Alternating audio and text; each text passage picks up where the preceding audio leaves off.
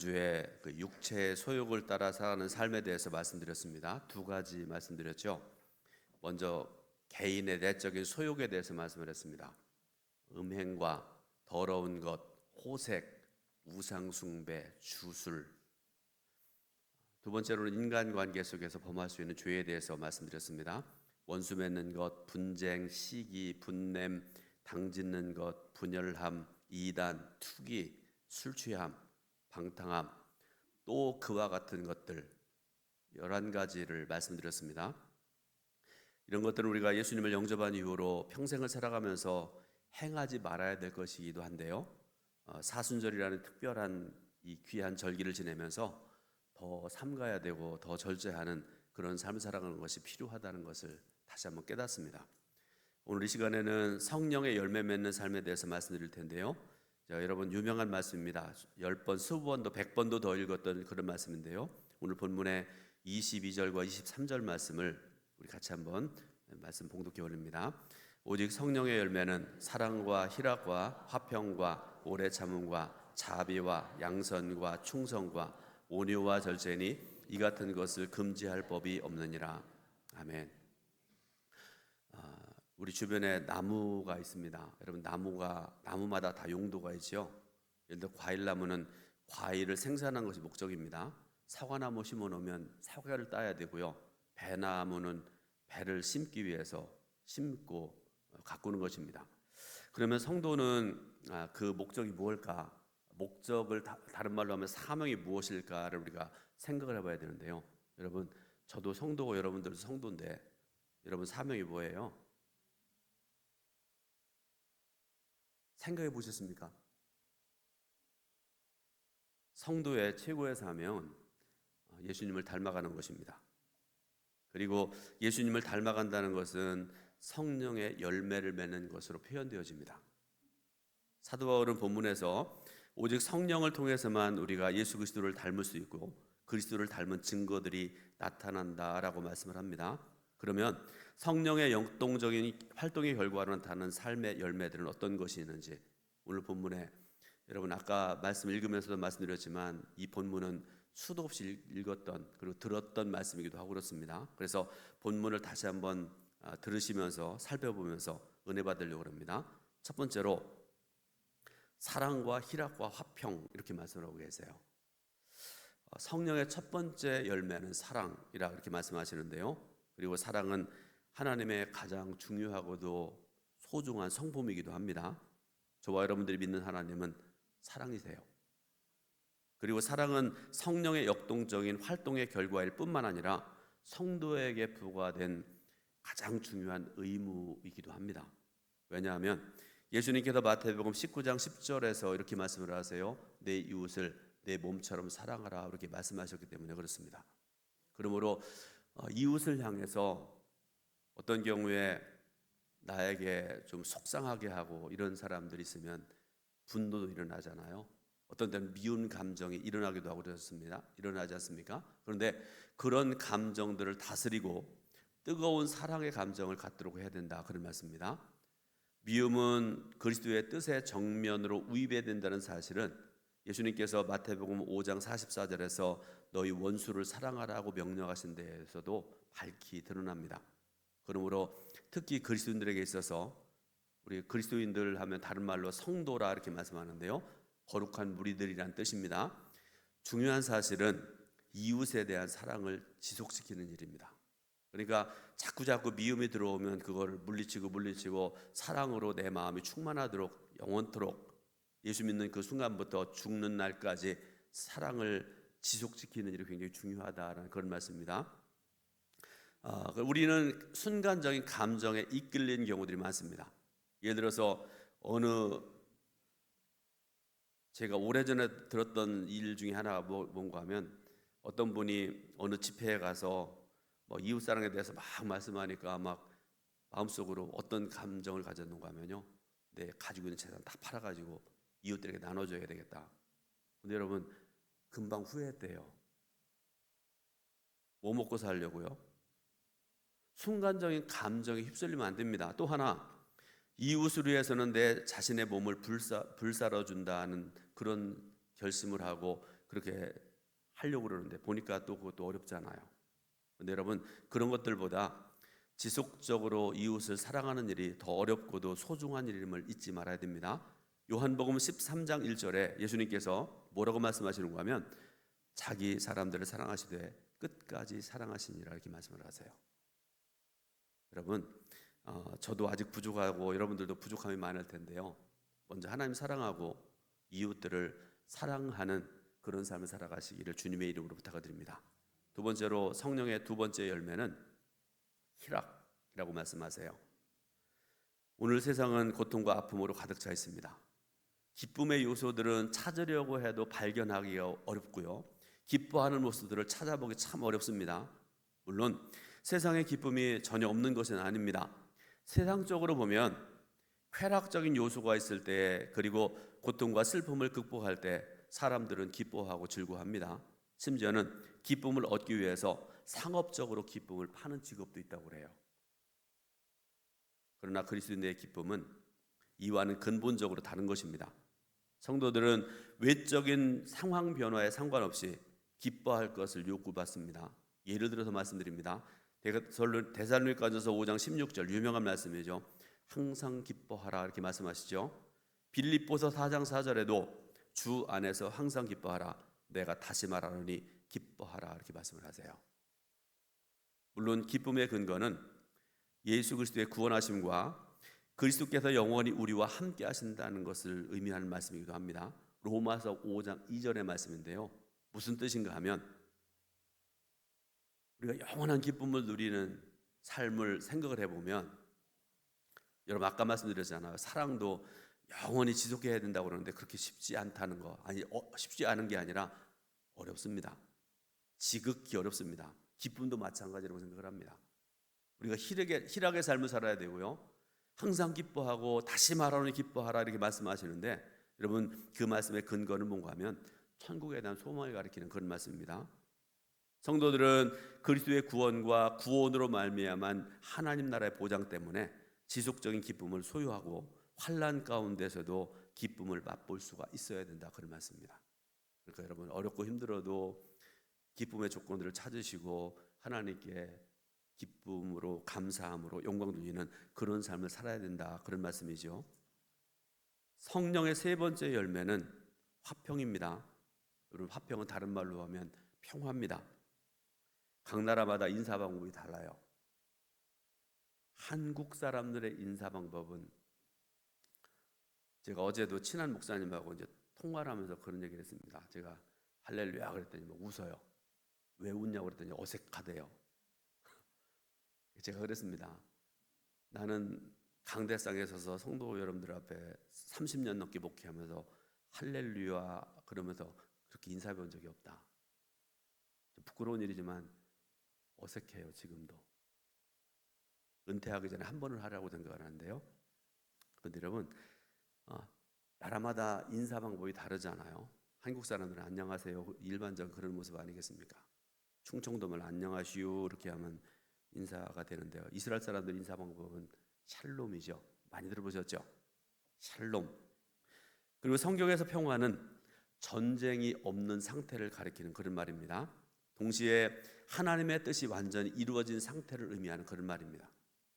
예수님께서 이 땅에 오셔서 십자가를 지심으로 하나님과 인간 사이의 원수된 관계를 해소하셨고 하나님 아버지의 뜻을 완전히 실현하심으로써 이 땅에 평화를 주십니다. 그러므로 성도는 그리스도로 말미암아 평화를 누리게 됨과 동시에 세상을 화평케 하는 자로 살아가야 될 의무가 있다, 그런 말씀입니다. 복음을 전해줌으로써 화평케 할 뿐만 아니라 온갖 불의와 불평등을 제거함으로써 세상을 화평케 하는 그런 삶을 살아가야 될 책임이 저와 여러분들에게 있다, 그런 말씀입니다. 그런데 여러분 가끔 보면요, 힘에 의한 강요된 평화들이 있습니다. 너 가만히 있어. 울면, 특히 어린 자녀들 앞에 놓고 너 울면 그냥 안 둬. 용돈 안 줘. 뭐 이렇게 어리석은 말을 하는 부모님들이 가끔 있는 것 같아요. 그런데 여러분 힘에 강요된 평화는 거짓 평화이기 때문에 성도들은 평화를 위협하는 온갖 종류의 힘을 예수 그리스도의 이름으로 제거해야 됩니다. 예를 들어 볼게요. 여러분 인도의 유명한 마하트마 간디라는 분 얘기 들어보셨죠? 이름은 많이 알고 계시라고 생각하는데요. 인도의 독립운동가였고 영국의 식민지였던 인도의 독립을 주창하면서 폭력을 거부하고 비폭력 운동을 주도했습니다. 여러분 한 나라가 다른 나라의 지배를 받고 온갖 핍박당하고 그러는데 비폭력 운동하는 게 쉬운 일이 아닙니다. 때리면 맞으라는 얘기죠. 감옥에 집어넣으면 감옥에 들어가 있으라 그런 말씀이죠. 죽이면 죽으라 그런 말씀 아니겠습니까? 그리고 실제로 그렇게 행하고 살았던 분이 간디라는 유명한 분이세요. 후대 평가에 보면 이런 평가가 있습니다. 영국이 인도를 지배하면서 주었던 지극히 작은 평화에 순응했더라면, 그러니까 큰 그런 것들은 다 억압하면서 작은 평화 하나하나 나눠주면서 너 이렇게 살아가라 그러면 사람들이 그걸 만족하며 살았다고 그러면 그런 뜻입니다. 인도의 독립은 훨씬 늦어졌을 것이다. 그러나 불순종 비폭력 운동을 함으로 인도가 독립할 수 있었고 지금도 인도 사람들뿐만 아니라 온 세계 사람들로부터 존경을 받고 있는 것이다. 이렇게 평가를 했습니다. 결론적으로 성도는 화평케 하는 자이고요. 화평케 하는 자는 하나님의 사람입니다. 마태복음 5장 9절에 화평케 하는 자는 복이 있나니 그들이 하나님의 아들이라 일컬음을 받을 것이며 이렇게 말씀을 하세요. 여러분 어디 가든지 화평케 하는 자의 삶 살아가시기 바랍니다. 자꾸 회의할 때나 모임에서 막 사람들 이렇게 들추기고 서로 싸우게 만드는 그런 사람들이 있는데요. 그런 사람 멀리 하시기 바랍니다. 두 번째로 오래 참음과 자비와 양선에 대해서 말씀을 하십니다. 자, 성령의 네 번째 열매인 오래 참음. 성경에서 하나님의 성품 중 하나로 소개되는데요. 출애굽기 34장 6절 말씀을 보니까요. 이 말씀을 같이 봉독해 올립니다. 여호와께서 그의 앞으로 지나가시며 선포하시되 여호와라 여호와라 자비롭고 은혜롭고 노하기를 더디하고 인자와 진실이 많은 하나님이라. 아멘. 성도 여러분 잘 들으시기 바랍니다. 우리 하나님은 조급한 분이 아니시고요. 서두르시는 분이 아니십니다. 다만 사람들이 하나님을 온전히 믿지 못하기 때문에 조급해할 뿐입니다. 하나님은 우리의 허물과 조급함에 대해서 오래 참고 기다리시는 하나님이십니다.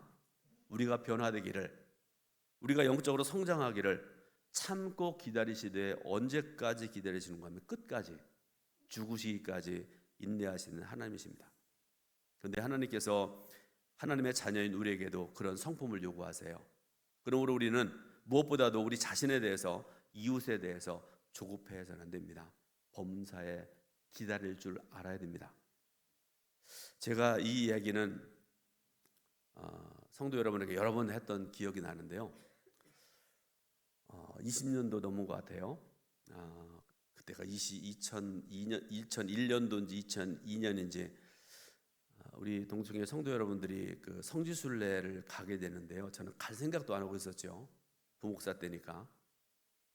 담임 목사님께서 저보고 성도를 인수하라고 갔다 오라고 말씀하셔가지고 준비도 안 된 상태에서 갔다 온 적이 있습니다. 그래서 KLM이라는 네덜란드 항공입니다. 그 비행기를 타고 네덜란드 암스테르담으로 갔다가 로마로 왔다가 카이로로 갔다가 거기서 이제 출애굽 여정을 이렇게 걸었던 그런 성지순례 했던 기억이 있는데요. 출애굽 여정 중에 시나이 반도를 이제 차를 타고 지나가는데 아무것도 없어요, 여러분. 시나이 반도라는 데가요. 곳곳에 우물 좀 있고 나무 몇 그루 있는 거 이거 몇 개 아니면 나머지 아무것도 돌멩이밖에 없어요. 흙밖에 없습니다. 근데 시나이 반도에서 차를 타고 한참 가다가 더웠긴 얼마나 더운지 40도가 넘고 막 그러지 않습니까? 그래서 어느 휴게소에 들어가서 이제 화장실 가려고 이제 사람들이 내리는데 장사하는 사람들이 물건을 들고 와가지고 서툰 한국말로 빨리빨리 그러는 거예요. 여러분 지금은 많은 사람들이 해외에 많이 나가고 그러잖아요. 근데 그때만 하더라도 많이 해외에 안 나갔던 때이기도 하고 그렇습니다. 깜짝 놀랐습니다. 한국 사람들이 성지순례를 얼마나 많이 와서 얼마나 서둘르길래 이집트의 가장 구석진데 시나이 반도에 사는 사람들까지 빨리빨리를 수출했을까 하면서 웃었던 그거는 기억이 있습니다. 근데 여러분, 오래 참는 것은 우리 자신을 사랑하는 방법이기도 합니다. 그리고 이웃을 사랑하는 방법이기도 합니다. 이웃에 대하여도 조급하게 대해서는 안 됩니다. 마치 부모가 자녀의 성장을 기다리는 심정으로 믿음으로 인내하고 기다려야 된다, 그런 말씀입니다. 다섯 번째, 여섯 번째 열매, 자비와 양선인데요, 우리는 하나로 묶어서 생각할 수 있습니다. 이 마음은, 자비한 마음, 양선의 마음은 자비와 친절을 받을 만한 가치가 없는 사람에게 베푸는 사랑의 마음이라고 말씀드릴 수 있습니다. 이웃이 실수하고 범죄했을 때 그것을 정죄하기 전에 회개하고 돌이킬 가능성을 찾는 것을 의미하는 그런 말이기도 합니다. 여러분, 이웃의 실수와 범죄에 대해서 힘으로 대항하는 것은 더 큰 반발을 일으킬 수 있습니다.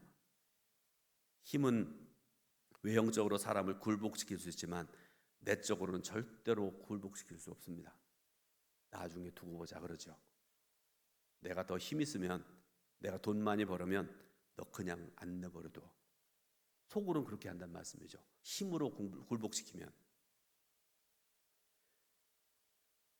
그러나 자비로운 대응은요, 이웃으로 하여금 내가 이렇게 못되게 굴었는데 저 사람은 나한테 이렇게 자비롭게 대하네, 그러면서 상대방으로 하여금 죄를 깨닫게 하고요, 진정으로 회개하게 합니다. 구약 성경을 보면 하나님께서는 당신의 깊으신 뜻에 순종하지 못하는 이스라엘 백성들에 대해서 즉각적으로 심판하지 않으시는 것을 볼 수가 있습니다. 수도 없이 그렇게 하세요. 왜 그렇습니까? 아마 하나님께서 백성들이 하는 짓들에 대해서 즉시 심판하시고 보복하셨다고 하면 살아남은 백성들 하나도 없을 거예요. 맨날 우상 숭배하고 불순종하고 대들고 하는 그 백성들 아니겠습니까? 근데 하나님께서는 마치 그들의 불순종과 불신앙을 예견이라도 하시는 것처럼 백성들의 배역하는 행위에 대해서 자비로운 대응을 하셨고요, 그들을 벌하기보다 용서하기를 즐겨하셨습니다. 그러므로 우리가 믿는 하나님, 참 좋으신 하나님이심에 틀림이 없습니다. 세 번째로 충성과 온유와 절제를 말씀을 하시는데요, 자, 성령의 열매인 충성이라는 이 말은 일곱 번째 열매입니다. 우리가 가지고 있는 일반적인 생각과는 다릅니다. 충성하면 여러분 뭐가 떠올라요? 군대 생각나죠? 근데 여기서 말씀하는 충성이라는 말의 뜻은요, 신실하다, 참되다라는 뜻을 가지고 그런 말입니다. 저와 여러분들이 믿는 하나님은 신실한 하나님이시고 참되신 하나님이십니다. 거짓이 조금도 없으신 하나님이십니다. 그래서 성경에서는 많은 곳에서 하나님의 품성을 나타낼 때 이 단어를 씁니다. 충성이라는 단어를 쓰는데 고린도전서 10장 13절에 데살로니가전서 5장 24절에 디모데후서 2장 13절을 비롯한 수많은 곳에서 충성이라는 단어를 쓰고 있는 것을 볼 수가 있습니다. 이처럼 신실하고 참된 분이시기 때문에 저와 여러분들은 하나님을 믿습니다. 만일 하나님께서 우리들처럼 쉽게 변하고 우리처럼 쉽게 상황에 따라 뜻을 자주 바꾸는 하나님이시라고 하면 여러분, 그런 하나님 믿을 필요가 없을 것 같습니다. 그러나 하나님은 회전하는 그림자도 없으시기에 우리가 믿고 따를 수가 있다라는 그런 말씀입니다. 마찬가지로 하나님의 자녀된 성도 역시 이런 신실함을 인격의 특징으로 해야 됩니다. 예수 믿는 사람 참 신실했으면 좋겠습니다. 하나님께서 우리에게 맡겨주신 일에는 변함없는 태도로 그 일에 매진할 수 있는 충성됨이 있어야 된다는 그런 말씀입니다. 여러분, 창세기에 나오는 요셉이라는 사람 한번 생각해 보시기 바라요. 그는 어디 가든지 충성을 다하는 그런 사람이었습니다. 다니엘은 어떻습니까?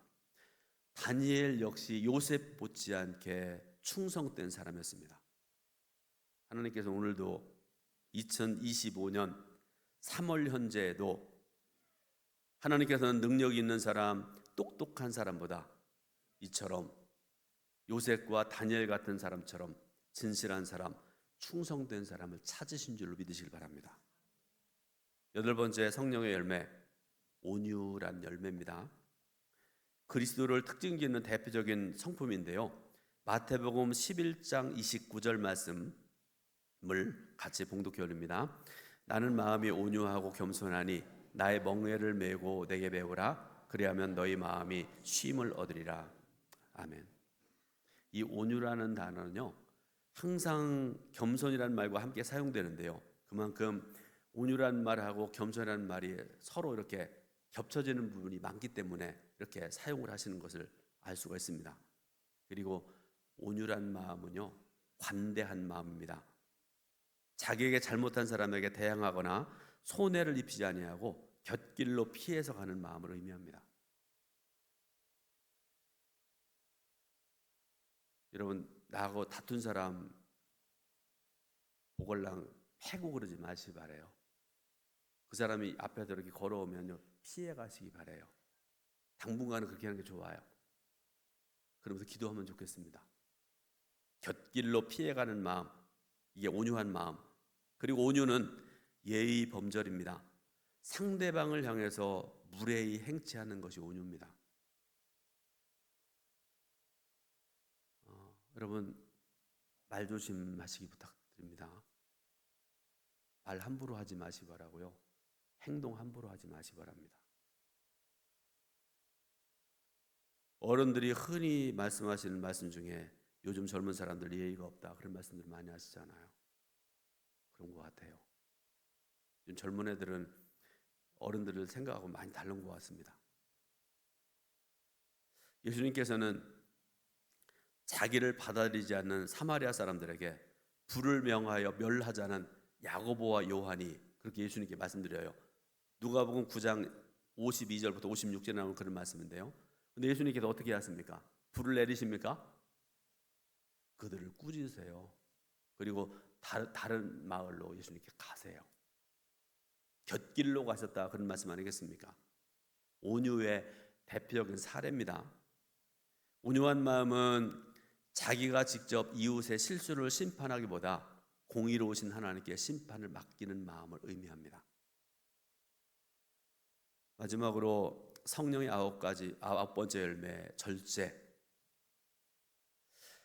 자칫 속에서 끊임없이 솟아나는 욕망을 금하는 것으로 오해하기 쉽습니다. 오늘날 적지 않은 사람들이 세상 사람들이 하는 일을 하지 않음으로써 스스로를 그리스도인으로 구분지으려는 그런 생각들을 가지고 있는 것 같습니다. 그런데 여러분, 이런 생각 일부는 맞기는 해요. 그러나 여러분, 우리 기독교는 금욕의 종교가 아닙니다. 제가 앞에도 말씀드렸잖아요. 개인적인 욕망, 소욕, 그리고 이웃과의 관계 속에서 일어나는 이 소욕, 이런 것들로 인해서 우리가 행할 수 있는 그런 것들 우리가 금해야 된다, 절제해야 된다, 그런 말씀드렸잖아요. 그런데 분명한 사실은 우리 기독교는 금욕의 종교가 아니다. 잘 들으시기 바랍니다. 그리스도인들은 하나님께서 싫어하시는 일을 하지 않기 위해 부름받은 자들이 아니라 하나님께서 원하시는 일을 하기 위해 부름받은 자들이다. 이 절제라는 말은요, 여러분, 자, 저 쳐다보세요. 대답하시는 분 상이 있을지 모르겠습니다. 여러분, 신약 성경이 어떤 언어로 기록됐다고 말씀드렸죠? 누군지 몰라가지고 제가 안 하겠습니다. 누가 하셨어요? 이따가 말씀해 주세요. 헬라어, 지금의 그리스 말로 기록되어 있습니다. 자, 절제라는 말을 그리스 말로 한번 보시기 바랍니다. 네, 앵크라테이아. 잊어버리셔도 좋아요. 한번 보시라고 이렇게 해놓은 거예요. 그 옆에 가로쳐 놓고 알아볼 수도 없는 언어로 쓴 것이 저게 히라보입니다. 그리스 말입니다. 이 말의 뜻이 뭔가 하면 육체의 소욕을 이겨낼 수 있는 자질, 이게 바로 절제라는 말입니다. 사도 바울 당시에 헬라 윤리에 있어서 중심이 되는 개념이었습니다. 이 말은 앞에서도 말씀드렸던 것처럼, 조금 전에 제가 말씀드렸던 것처럼 육체의 소욕을 이겨낼 줄 아는 자제를 의미하고요, 특히 성적 욕구에 대한 자제를 권면할 때 사용되었던 말입니다. 그런데 여러분, 절제로 끝내면 안 돼요. 절제를 넘어서는 삶을 살아야 됩니다. 진정한 그리스도는 절제를 넘어서 선을 적극적으로 행하는 삶을 살아야 된다, 그런 말씀입니다. 마지막으로 하나 예화를 전해드리고 이제 말씀 마칠 텐데요. 앞에서 그리스도인은 제가 이런 말씀드렸잖아요. 하나님께서 원하시는 일을 하기 위해서 부름받은 자들이다, 이렇게 말씀드렸잖아요. 그리고 그렇게 믿으시죠? 하나 짧은 얘기를 소개해 드리려고 그러는데요. 팥죽 한 그릇에 남겨놓은 나눔의 기억이라는 짧은 글입니다. 제가 읽어드립니다. 연말에는 뉴스에 이웃 돕기 성금을 낸 분들이 소개되더니 해가 바뀌고 뚝 끊겼습니다. 제가 물리치료 다니는 병원 앞에도 무료 급식센터가 있어서 11시쯤 가면 줄이 제법 길더라고요. 알게 모르게 나눔을 실천하여서 세상을 밝게 만드는 분들이 있다는 증거지요. 오늘은 2025년 1월호 사랑의 열매, 여러분 이 책 보셨어요? 사랑의 열매, 조그만 책 있잖아요. 책에 실린 이야기를 전해볼까 합니다. 48년간 팥죽을 끓이며 나눔을 실천하신 고 김은숙님 이야기입니다. 팥죽집 이름이 서울에서 둘째로 잘하는 집, 특이하죠. 왜 첫째가 아니냐는 손님들의 질문에 대답을 통해 대화를 나눈 즐거움이 있고, 또 하나 1등을 해야만 잘 사는 것이 아니라는 마음도 전하고 싶었다는 그런 얘기입니다. 김은숙 대표가 본격적으로 나눔을 시작한 것은 딸이 아프기 시작한 후부터라고 합니다. 이후로 그는 매달 100만 원을 기부하기 시작을 했고요. 2009년에는 9억 원 상당의 아파트를 기부하기도 했습니다. 그렇게 해서 지금까지 누적 기부금이 12억이 넘는다고 하는데요.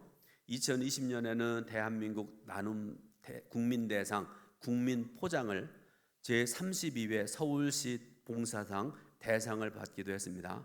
그러면서 소감이 열심히 나누고 살았더니 한 번은 인정을 받는구나, 헛되지 않게 살았구나 라고 소감을 받기도 했습니다. 그리고 또 이런 얘기를 했습니다. 나눔은 당연한 거예요. 나누지 않으면 사람이 아니죠.